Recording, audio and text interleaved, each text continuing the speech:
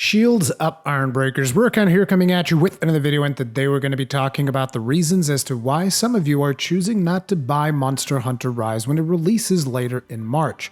The point of this video is to just address a lot of comments I've had in the channel since I've started covering Monster Hunter Rise, because a lot of people got their first taste of Monster Hunter with World on your home console and PC, and the sudden announcement of a Switch exclusive rubbed you the wrong way. But while we're on the subject of World, allow me to address another comment that still pops up from time to time in my comment section, and that is whether or not it is too late for you to pick up Monster Hunter World. And the answer, as I've said time and time again, is always no. It's never going to be too late for you to pick up Monster Hunter World, because this game wasn't really developed with a games as a service business model in mind. So you're starting right now, you're not really missing out on anything that we would have had back when we started on the release date of the game. If anything, it's actually quite the opposite, because you're coming in after we've had some balance patches, you're coming in after we've gotten some free DLC, both in World and in Iceborne, and you already have all of this content available to you. And now you might be wondering, okay, but what about multiplayer, right? Because I want to play with other players and, maybe there's not as many people around.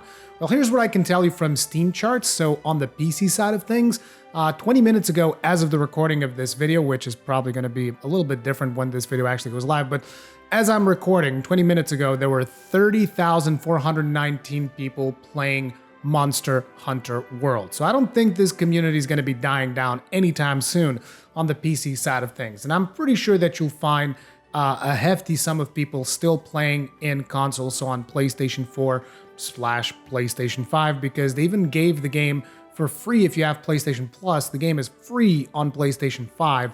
So, there's still going to be a healthy community there if you do want to play multiplayer, but do keep in mind that they've streamlined the game to a point where most of these monsters, you can fight them completely solo.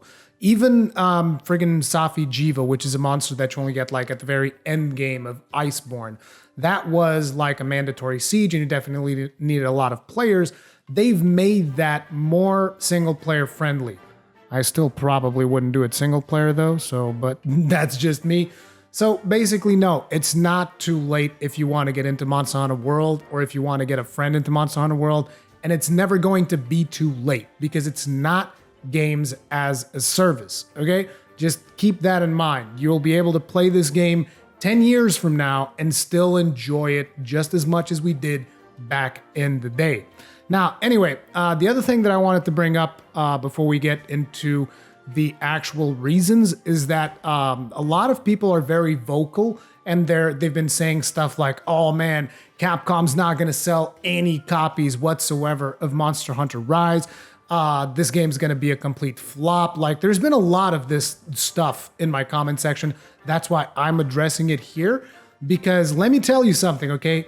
A lot of you guys are very vocal, but as far as I can tell, you guys are a minority. Like, I'm sorry to tell you, you guys are a minority, okay? Like, I did a poll on the community section, as I tend to do, and 65% out of I think we're coming up on 9,000 votes at this point, 65% of you have already pre-ordered or are going to be picking it up day one. You guys are like, well, it's still 35%. No. Because the other 20-something% are basically holding off to see if we'll get a Switch Pro, which is one of the things that we'll talk about in this video, or you're holding off to see if, if you're going to like the gameplay and stuff like that, which is smart. So that's like 20-something% of people. And then there's about 10 to 11% of you that are like, no, I'm definitely not going to be picking it up. And those of you that voted with that, I asked you, okay, so then type in the comments why you're not picking it up, and I will be talking about those things. Now, I'm not saying this to kind of be confrontational about it. I just want to give my thoughts as to the reasons why people are saying these things in the comment section and why people are, saying the things that they're saying about Monster Hunter Rise. Now, one of the very first reasons that I want to address is I don't have enough money to buy a Nintendo Switch. This is like one of the top reasons that people are giving me okay, I'm not going to be playing Monster Rise because I don't have enough money to buy a Nintendo Switch. And that right there is one of the reasons that I can sympathize with the most, because I remember back in the day wanting to get into Monster Hunter and not having the appropriate platforms to play the game. It really, really stung, and I wasn't able to get those platforms, and I just wasn't able to play the game. Like, I feel for you. Like, it really sucks, and I'm very sorry, but at the end of the day, you got to make sure that you take care of yourself, take care of your family, take care of your loved ones, because the pandemic is hitting everyone really hard from a financial standpoint. And I'm really, really sorry. And I don't have anything to say in regards to that. You know, if you don't have enough money to buy the Switch, then there's, not a whole lot really that you can do. But, hopefully things will change and you guys will eventually be able to pick one up. And if you do, maybe you will play Monster Hunter Rise or not. We'll see. But either way, hang in there and take care of yourself. Now, the other reason that I hear is I don't want to buy a Switch for playing one game. And this is one of those reasons that it's like, okay, you wouldn't want to buy the console just to play one game, definitely. I would never tell someone you should buy a console to play one video game, because I made that mistake in the past and then the game never even actually released for the console, and that thing's been gathering dust ever since. I mean, I've barely even plugged it on. It was a complete waste of money. That's when I bought an Xbox because of Scalebound. And I always bring that up when the one game argument gets thrown. But the thing is, I don't think it's fair to say that, like, oh yeah, this was definitely the only game that I would have played on the Switch, because this is like a video in and of itself, which I might eventually do, talking about all of the amazing games that the console has, because there's a lot of really good games on this console. Like, just off the top of my head, Breath of the Wild 2, Xenoblade 2, Xenoblade 1 Definitive Edition, like, fantastic friggin' games. And there's more. It's just like, I don't want to go down a list, but like, I seem to remember back when Generations Ultimate came out on the console, again, this argument got thrown around. So like, if you really look at it that way, it's like, well, now you have two games. You have Generations Ultimate and you have Rise. And it's like, if we keep going down the list, which again, I will eventually make a video specifically on this, like, okay, so you bought a Switch now, what games would I recommend you to get? There's probably several videos like this already on the channel, but I'll do like a refresher since there's new games that have released since then, like No More Heroes and stuff like that. But basically, there are a ton of fantastic titles on the Switch, and I'm pretty sure that if you look through the catalog of the Switch, you will find more than one game that you will probably want to play on this console. So I don't think Rise would be the only game that you would play on the Nintendo Switch. Now, another argument that I hear a lot is I'm holding out for a Switch Pro. Okay, so here's the thing. I don't think that a Switch Pro is going to be coming out anytime soon after Monster Hunter Rise releases, because we're going to get like a special edition Switch for Monster Hunter Rise, and unless the Switch Pro is going to be like a dock or something that can make use of existing Switch hardware, I just don't see that happening. And I've already heard from people that, the dock system is not going to work out because of the way that the Switch is engineered or whatever. And it's like, I don't know. I'm not an engineer. I don't know what the insides of the Switch look like. I mean, I know the insides of the Joy-Cons because I had to fix mine because of friggin' analog drift, but that's a different topic altogether. The point is, I don't think we're going to be seeing a Switch Pro anytime soon. I think it would be tremendously anti-consumer from Nintendo to just release a Switch Pro shortly after releasing Monster Hunter Rise, because that is a system seller, let alone releasing a Switch Pro shortly after releasing a special edition Switch for Monster Hunter Rise. It just doesn't make a whole lot of sense for me. But hey, if you want to hold out for a Switch Pro, then go right ahead. All the best of luck to you. All I can tell you is that if a Switch Pro does come out, I'm probably going to end up picking one up. So, because I really like the console to begin with, and being able to play Monster Hunter Rise at potentially higher frame rate would be something that I would care a lot about. Now, another reason I see getting thrown around a lot in my comment section is that people are holding out for a PC port, and the basis behind this one is the massive information leak that Capcom was a victim of a while ago. Now, I'm not going to be reporting on leaks. I never tend to report on leaks. So what I'm going to be talking about here is basically pure speculation. But a lot of you guys have been commenting that apparently there's going to be a Rise port after it comes out on Switch, like 6 months to a year after it comes out on Switch, then it's going to be coming onto PC. Let me tell you guys right now, in my opinion, that is not going to happen. And the reasoning why I'm saying this is because I believe the Monster Hunter team is a team that is proud of developing stuff for a specific target hardware. This is something that I feel like they've always done. So like when you see all the way back to Monster Hunter Tri, which was the first game that I played, like that game was made to run on the Switch. It even had like specific controls to take advantage of the Wiimote and whatnot, even though most people still ended up using like the Pro controller pad or whatever it was called, right? Then you had like, before that, you had Freedom Unite, which was specifically developed to take advantage of the PSP. Then you had the 3DS games, so you had like 3G or 3 Ultimate or whatever, which was developed to take advantage of the 3DS. You had 4 Ultimate, you had Generations, and you had World, which was developed specifically for the purpose of taking advantage of PS4 and Xbox hardware, which is why we've seen such a massive like graphical upgrade from like its previous versions that were essentially in the 3DS. We saw like one of the biggest evolutions that this game has ever seen when we went to World, because of the fact that it was specifically targeting that hardware, and naturally the game needed to look better than it looked on other platforms. So like when you look at the identity that the Monster Hunter team tends to create around their games based around the platform that they release their games on, I just don't think it makes sense to release something like Monster Hunter Rise, which was clearly developed with the Switch in mind, and it doesn't have the same visual fidelity that you have from something like Monster Hunter World, and then you're just like, oh yeah, just put it on PC with, at 1080p or at 4K with 4K resolution, like it'll look great. It's like, yeah, sure, it will actually look great because the art style is really good, but it just doesn't make sense because you're not taking advantage of all the fidelity stuff that you can have on your PCs and on your PlayStation 5s and Xbox Series X's and whatnot. It's just something that, in my opinion, just doesn't make a whole lot of sense. Am I saying that it is definitely not going to happen? No. What I'm saying is that I highly doubt that it is going to happen. When you get the next Monster Hunter for the PC and for PlayStation 5, that is going to be, I'm just going to call it Monster Hunter World 2, whatever that happens to be. Like the sequel to Monster Hunter World, like that is going to be when you're going to see Monster Hunter return to the PCs and the PlayStations.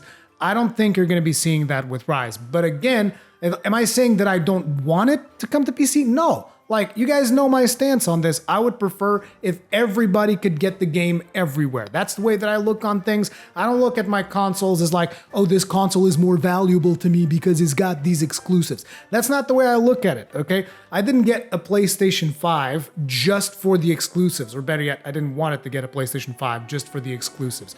I got it because I have friends that play on the PlayStation brand.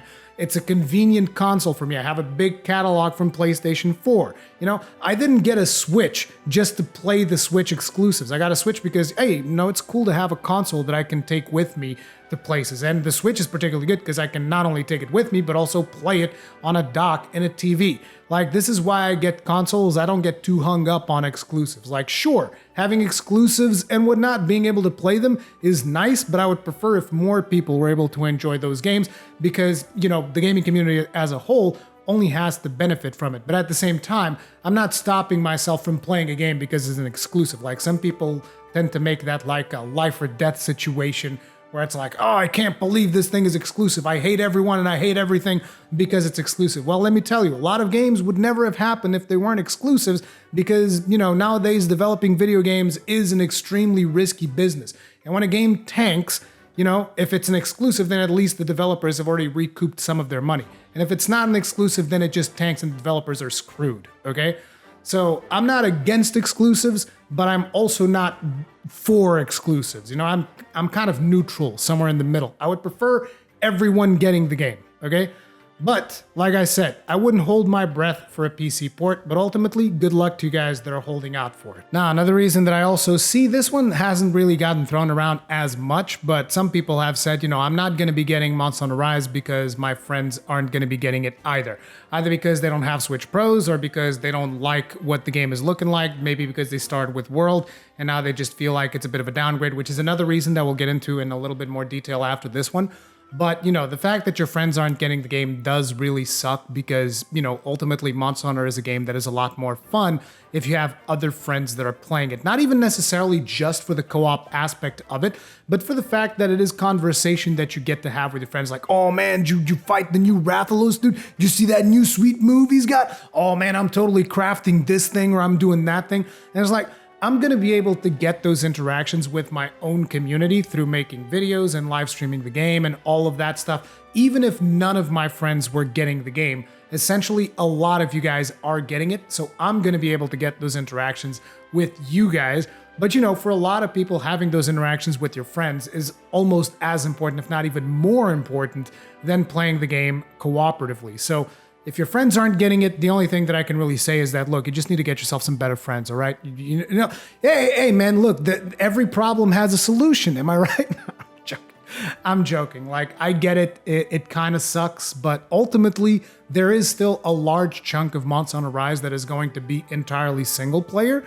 So there's still quite a bit of content there that even if you end up not going to do like the hub quests and stuff like that, there's still a significant chunk of fun that you can have with it. So, you know, that's all I can really say about that. But, you know, it just kind of sucks if your friends aren't getting the game. Most of my friends that have played Monster Hunter are probably going to get Monster Hunter Rise. So I don't have that problem, but, you know, it is what it is.